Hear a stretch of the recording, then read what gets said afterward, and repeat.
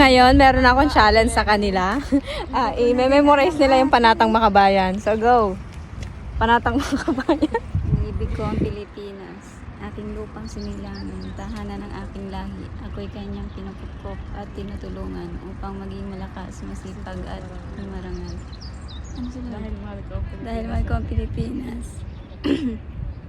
Anong sunod? Di ko na alam. Diringgin. Ano? Diringgin nga.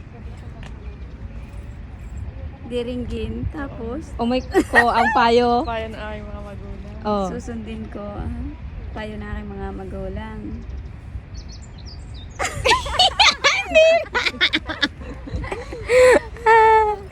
So, hanggang dun lang, wala na. Sagad na yon. Hindi ko na alam. So, ayun, yung kanyang naalala so far na Panatang Makabayan.